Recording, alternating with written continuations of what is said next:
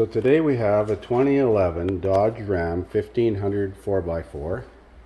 It's a Laramie crew cab. It's in actually beautiful condition, except it has an engine problem. It has the Hemi tick, which has transformed into something much bigger, probably a flat cam lobe. And the customer has sourced a used engine, which is virtually new. Here it is here. I just took it off the back of the truck. It apparently came out of a 19 or 20 Dodge truck. They cut everything when they removed it, all the wiring harnesses, and all the harnesses are cut off of the ignition coils, fuel injectors. At least if they'd have left enough wire so you could salvage these connectors, that would have been nice, because the harness that they took off is scrap anyways. But I've been assured that this is supposed to be basically a drop-in engine, so we're going to find out over the next few hours. So I got the vehicle up on the hoist, removed the starter and the bracket on the back of the bell housing lower. All those bolts are the same size and same length. Remove the brace bolts here for the motor mount. We got to take out these three here. Starters out of the way. Bell housing bolts. I'm going to have to undo the motor mount bolts, obviously. Disconnect the line for the transmission cooler bracket off the oil pan studs. 4 torque converter bolts. Push the torque converter back, which I've done, and the exhaust manifold. Now, the left side exhaust manifold bolts are longer than the right side. These ones both came out, surprisingly. So we're progressing here. I don't think there's anything special so far. A couple of bell housing bolts that are up top are going to be a challenge to get to. They're way up above there. We're going to have to go with a long extension. Well, that was fun. There's the two engines.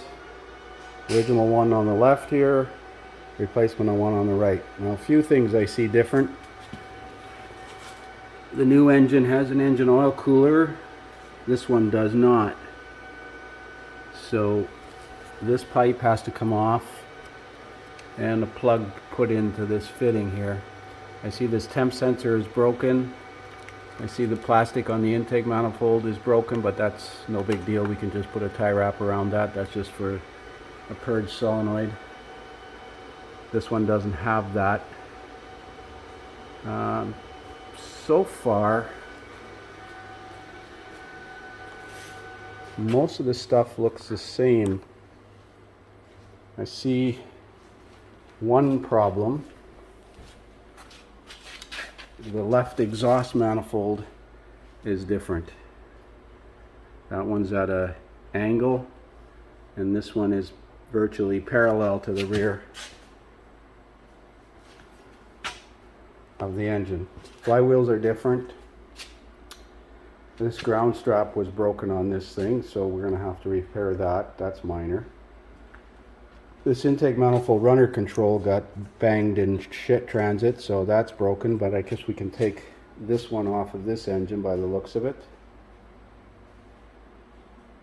Managed to leave the wiring harness in the engine bay. I did take the motor mount bracket off the left side, and I dropped the front diff with the motor mounts till the axle shaft sat on the control arms. That gave me a little bit more room. I had to undo the hood supports, take the rad out. So we're going to transfer some parts in the morning, and going to have to get an exhaust manifold gasket for the right side. So we're starting to swap over parts this morning, taking off hoses. They cut the hoses off and the wiring harnesses off.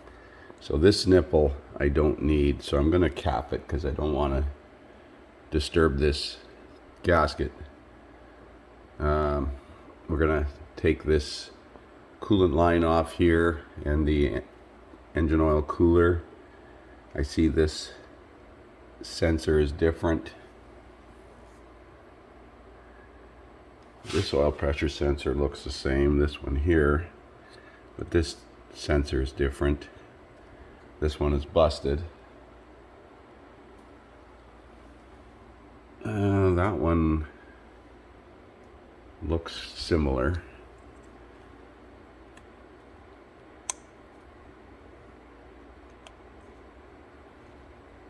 Well, yeah, so far a few minor chain differences. So I got most of the parts transferred over. This intake manifold runner control seemed to be under quite a bit of tension when I put it on. I hope it's okay. But when I put the original one back on this intake, it seemed to be under tension too. So transferred the flywheel, took the exhaust manifold off. Now I'm checking the crank sensor here is different and the knock sensors are different. So hopefully I can get this crank sensor out of the block without it breaking, because it's a cast block. Sometimes they don't want to come out. So there's the crank sensor.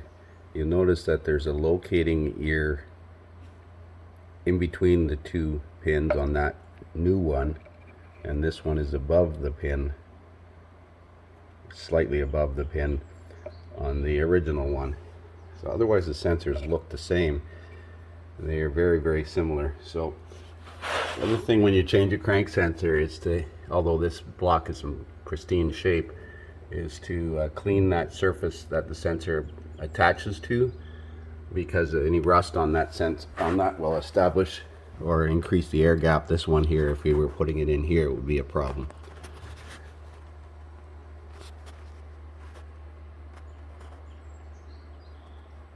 So there's the exhaust manifold on. I noticed a couple of changes.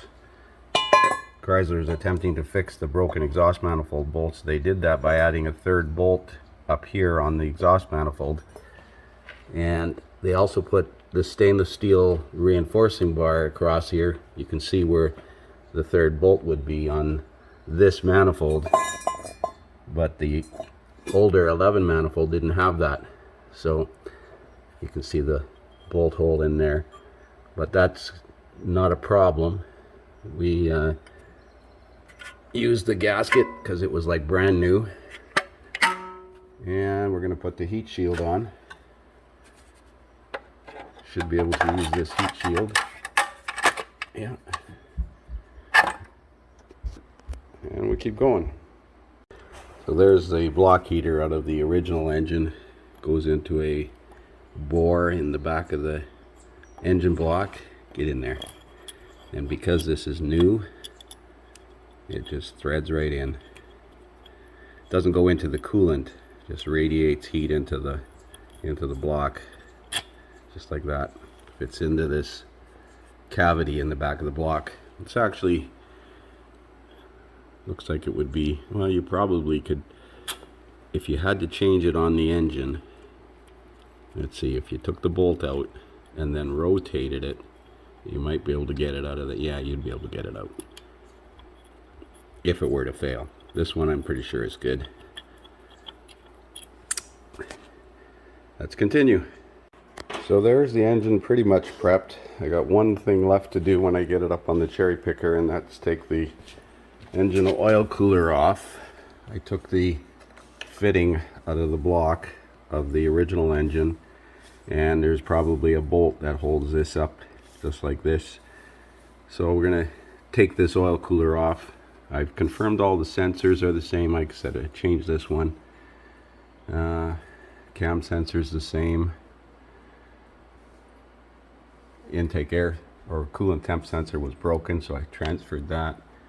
Coils are all the same. Injectors, connectors are at least the same, so I'm assuming the injectors are going to be fine.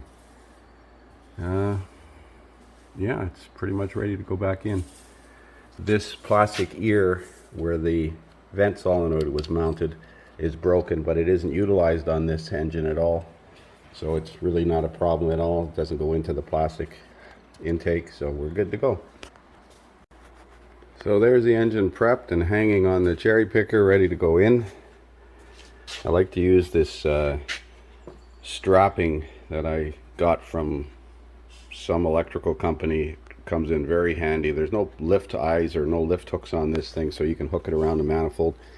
As long as it's not a sharp edge, it won't get cut. It's extremely strong. I think it's rated for like 700 pounds of force. Again, as long as it's not on a sharp edge. Anyways, we're approximately the right angle here. Like I said, I took that engine oil cooler off and put the stock fitting in there. But we're going to leave the oil filter off because it's in the way for this one bolt here that goes through the motor mount. Now, looking at the bell housing here, you'll notice the dowel pins stayed in the bell housing, so we have to get those out because there's dowel pins in the back of the block already, and we can't have 4 dowel pins.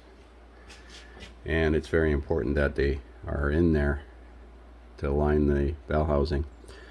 Also got to put that plate on. Make sure that that plate goes in between the bell housing. So I managed to get the dowels out and clean the dowel holes. Put never sees on the snout of the torque converter where it goes into the crank, and a little bit on the dowel pins in case it ever has to come apart again. Cleaned the bell housing surface with a Rolox sanding disc. Cleaned all the connectors, blew all the sand out of all the connectors, put dielectric grease in all the connector terminals and connector bodies so that they'll slip together nice. There's a intake manifold runner control connector at the back that it's easiest to attach before you completely install the engine, so we didn't disconnect it until the engine was pulled forward about 3 inches because it's virtually right against that dimple in the firewall insulation. So there's the engine sitting back in there. Bell housing bolts are all done up. I still have to bolt up the torque converter and put the motor mounts in. Now I took the left motor mount out and that bracket out that goes to the bell housing.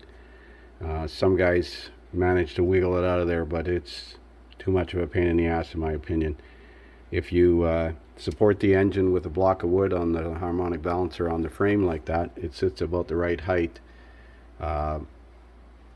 You could drop it down, or you can raise the engine and take that motor mount bracket out. I've dropped the front diff as well, and that helped give me a little bit more clearance. Anyways, we got all the wiring to the coils and the injectors and the intake manifold runner control and everything all connected. Crank sensor connected, oil pressure sensors connected. Just going to put this AC compressor back down there because it goes around the stupid wiring harness. I didn't have my AC machine running, so I didn't want to evacuate the system, so I had to undo all of these connectors so that I could put the AC compressor down on that side. So I'm going to drop that down there now. Yeah. Well, so there's the bottom end all in. Boy, that's such a Rube Goldberg arrangements of brackets on this side, this motor mount bracket.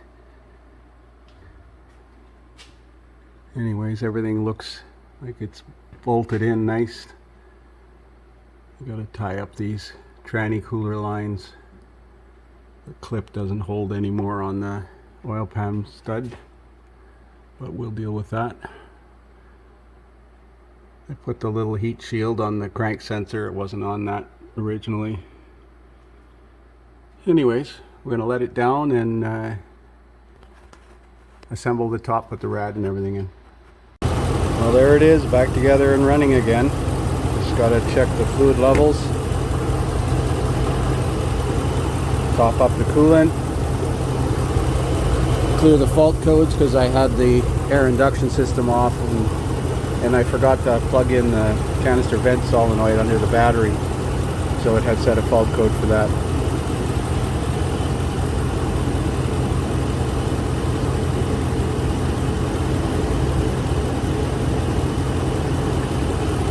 We're going to run it up to temperature, check the fluid levels, and go for a road test. Well, just came back from a road test. Truck runs fantastic. No fault codes. Everything seems nice and smooth, nice and quiet. I'm going to let it cool off and check the coolant in the morning. And we'll call this one fixed.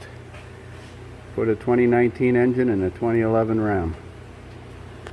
Thanks for watching.